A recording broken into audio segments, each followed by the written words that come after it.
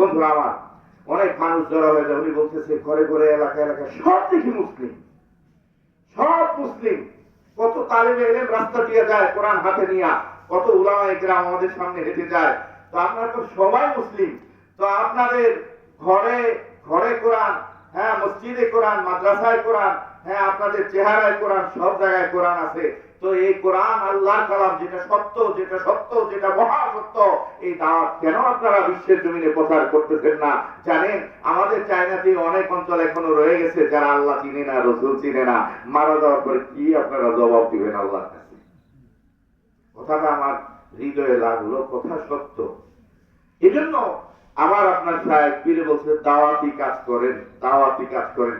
ঘরে বসে না থাইকা মসজিদ মুখী হন, দাওয়াতি কাজ করেন। কিসের? হ্যাঁ কোরআনের দাওয়াত। এই যে হুজুর তখন বললো আমি নামাজ পড়ি 40 বছর ধরে, কিন্তু আমার নামাজ মাথার উপরে যায় না। জানেন? বলবেন কেন যায় না? কোরআন পড়াতে সহি না, কোরআন পড়াতে সহি না। আমার কেন সহি করলাম না?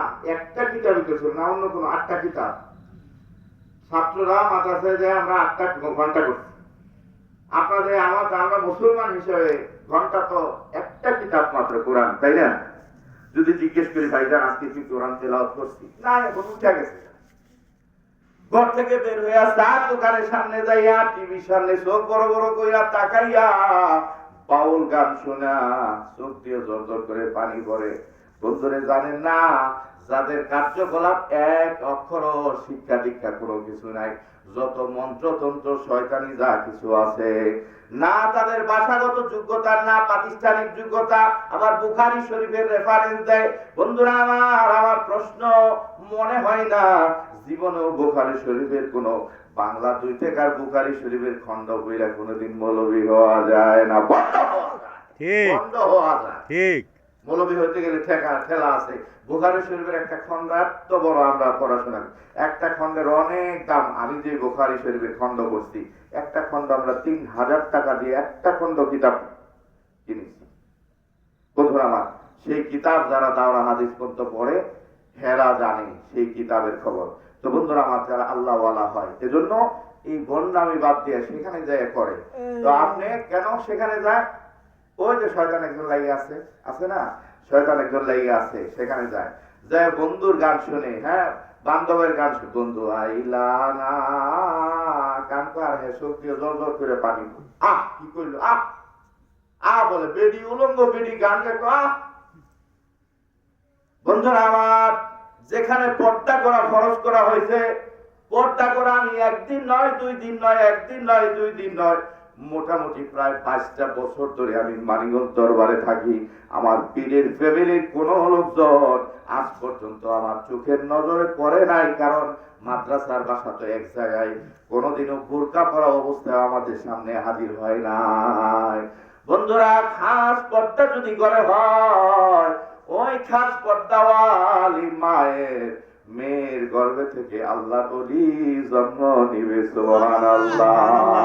If you good mother I shall give you good nation. Napoleon একজন অন্য ধর্মের লোক ভাই, সে সাধনা করে বলছে আজও যদি মহাবিজ্ঞানী তৈরি করতে চাও তাহলে ওরকম মা লাগবে, আজও যদি বড় পীর আব্দুল কাদের জন্ম দিতে চাও তাহলে ফাতেমার মতো মেয়ে লাগবে। সুবহানাল্লাহ। যখন বিবাহ হয়, ওনার বাবার নাম, বন্ধুরা আমার, জঙ্গি মোসা। ওনার শ্বশুর বলতেছে এমন একটা মেয়ে গো আমার, যে মেয়ে চোখ দিয়া দেখে না, অন্ধ। এমন একটা মেয়ে আমার, যে কান দিয়া শুনে না, বয়রা। এমন একটা মেয়ে আমার, হাতও চলে না, পাও চলে না, মানে প্রতিবন্ধী। এই মেয়ের যদি বিয়ে করো, আপনারা ঘটনা জানেন, তাই যদি বিয়ে করো তাইলে তোমার এই তুমি যে অপরাধ করছো এটা মাফ হইব। বন্ধুরে আমার, আল্লাহ ওয়ালা, আল্লাহ পাগল, আল্লাহ তাকওয়া ওয়ালা শেষ জঙ্গি মুসা বলছে ঠিক আছে, যা মূল্য তাই হোক, আমার গুনাহ মাফ করাইতে হবে আল্লাহ তাআলার দরবার থেকে। যে কাজ করার দরকার সেটাই আমি করব। বন্ধুরা আমার, উনি প্রস্তাব হয়ে গেলেন, সেই অন্ধ মেয়েটাকে বিয়ে করলেন। বদির মেয়েটাকে বিয়ে করলেন, প্রতিবন্ধী মেয়েটাকে বিয়ে করলেন। বিয়ে করার কমপ্লিট করার পরে বাসর ঘরে যখন পাঠানো হয়, জঙ্গি মশা ঘরে ঢুইকা এক নজর দেখিয়া আবার ব্যাক করে চলে আসে। তখন বলল, কার কাছে আপনি পাঠাইছেন? আপনি তো বলছেন আপনার মেয়ে চোখে দেখে না, আপনি তো বলছেন আপনার মেয়ে হয়েছে বধির, আপনি তো বলছেন আপনার মেয়ে হয়েছে প্রতিবন্ধী, কেন গো আপনি এই জায়গায় আরেকজনের কাছে পাঠাইছেন? ওনার শ্বশুর তখন বর্ণনা দিলেন, এরে জামাই, এরে আল্লাহর পাগল, এরে আল্লাহর পাগল, এই জন্য বলেছি তাকে অন্ধ, কারণ হয়েছে সে চোখ দিয়া আমি বাবা ছাড়া আর কাউরে দেখে নাই। জোরে বলেন আল্লাহু আকবার। কেমন পর্দা করছে ভাই! এই কান দিয়ে আমি বাবার আওয়াজ শুনছে, আর কোন মানুষের পরপুরুষের আওয়াজ শুনে নাই। আর আমি বাবা সীমানা ছাড়া এই মেয়ে কোনোদিন কারো বাড়িতে যায় নাই, বেরোতে যায় না। আমার পীরে বলছে, দেখেন আল্লাহ ওয়ালাদের কাজ। আমার পীরে বলছে যে মেয়ে যাদের আছে, মেয়ে সন্তান, কখনো মেয়েদেরকে এখানে সেখানে দিবেন না একা একা, কখনো মেয়েদেরকে এখানে সেখানে ছাড়বেন না। মেয়েদেরকে বাবা মার নজরে সবসময় কাছে রাখবেন, সবসময় কাছে রাখবেন মেয়েদেরকে। বন্ধুরা আমার, কারণ মেয়ে মানুষ যখন চলাফেরা করে আল্লাহ পাকের শয়তান মেয়ে মানুষ দিয়া তীর হিসাবে ব্যবহার করে।